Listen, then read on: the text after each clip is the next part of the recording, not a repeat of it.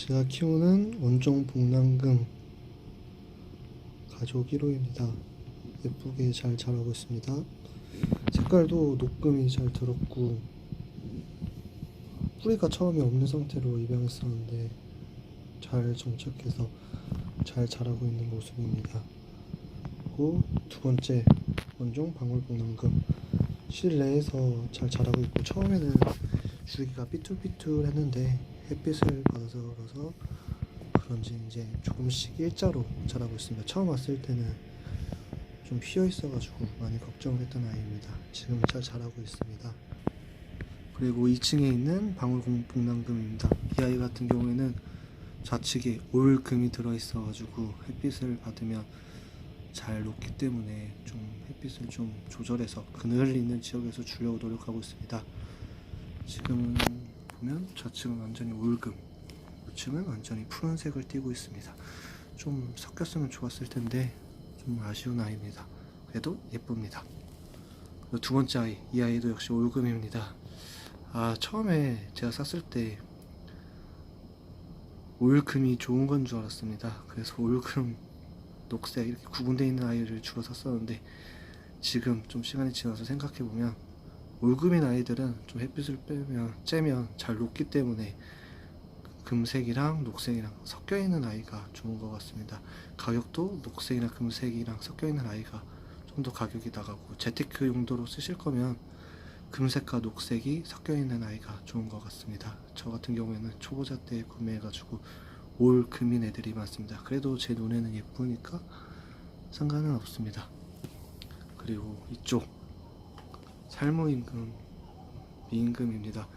미임금이라고 하는데 제 보기에는 그냥 잘 자라고 있고, 햇빛 있는 쪽으로 많이 허리가 구부러졌네요. 얘도 이제 반대편으로 돌려가지고 햇빛을 반대편에 쬐게 해서 다시 일자로 만들어줘야 될 것 같습니다.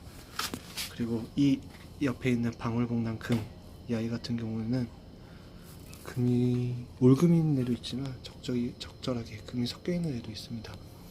그리고 지금 다닥다닥 많이 자란 아이인데요. 이 아이 같은 경우에는 자구가 많이 나서 나중에 겨울, 가을 때 잘라줘서 많이 수익이 날 것 같습니다.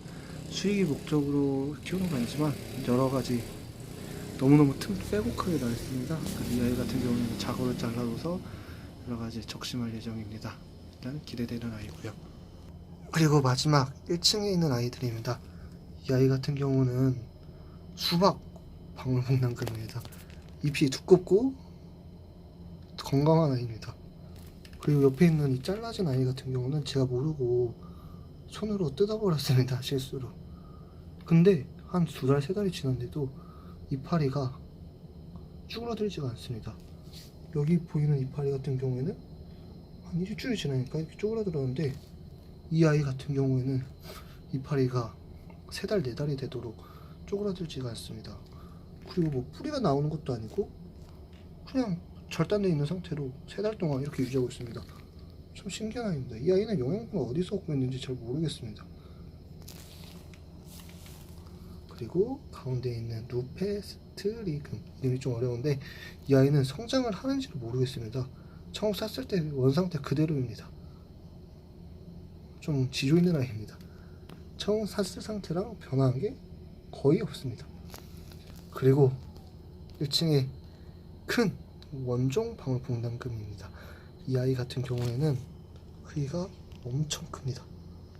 제가 키우는 원종 방울복랑금 중에서 크기가 가장 큰 아이입니다.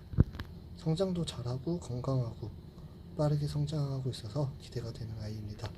이상으로 저희 방울복랑금, 원종 방울복랑금, 루페스티금, 그리고 살구 미임금 소개를 마치겠습니다. 참, 그리고 밖에 있는 아이도 있는데, 밖에 있는 아이 같은 경우에는 지금 모기가 많아가지고 문을 열기가 좀 두려워서 다음에 소개시켜 드리도록 하겠습니다. 이상으로 마치도록 하겠습니다.